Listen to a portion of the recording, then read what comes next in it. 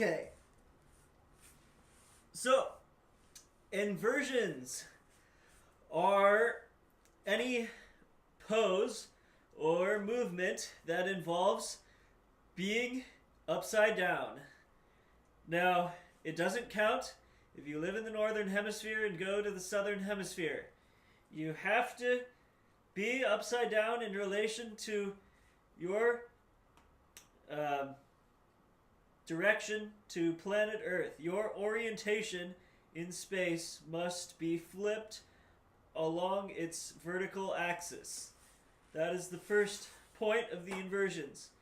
Now, as you spend time upside down, you will notice blood rushing from your lower extremities through your organs and into your head. And this can be a very enjoyable experience, but often at first it can be intense and you may feel lightheaded. So there are certain ways to minimize the effects of the blood rushing to the head feeling, at least initially.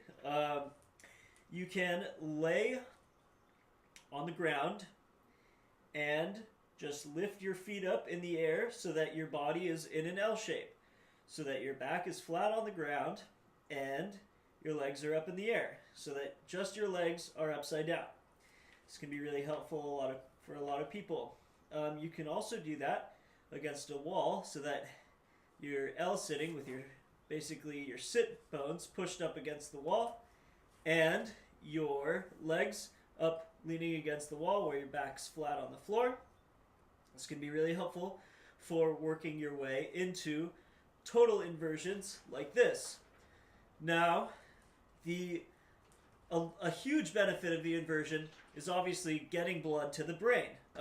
This can be really helpful for enhancing the creative process, the thinking process in general, just getting that good oxygen-rich blood prioritized straight to the brain from the heart.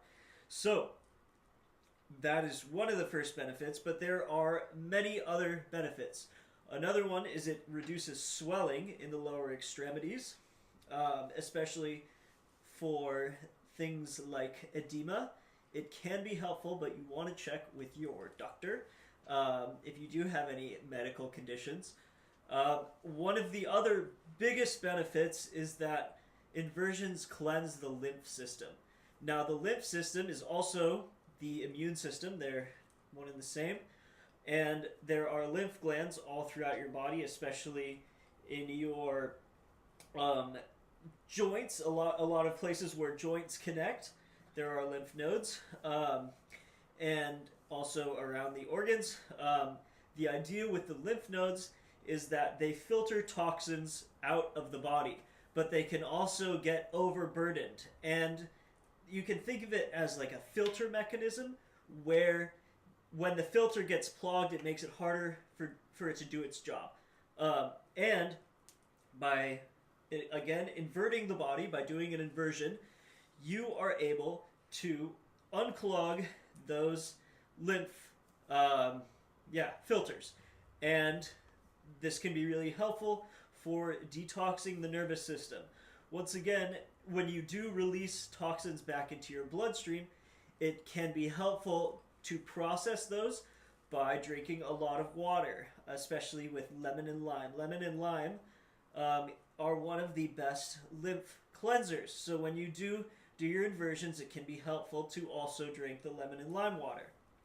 If you're curious about learning how to set up a hammock system in your house, it can be really enjoyable and pleasant and fun for the whole family.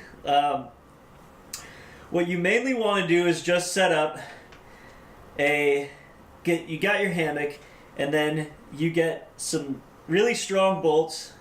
I'd recommend well beyond the maximum weight limit. Get some strong bolts. I've used climbing straps and climbing carabiners to tie this between two large beams. But yeah, just make sure that if you do hang up a hammock, that the hammock and all of your supporting ties can support your weight limit, and that you use caution. And as you progress, you'll be able to stay longer, and you'll notice that you may feel lighter or lightheaded after you come up. So just make sure that you rest or sit down or lay down immediately after doing your inversion. Don't get up too quickly. So I wish you luck with your inversion experiences, and I thank you for watching. Look forward to seeing you in the next video.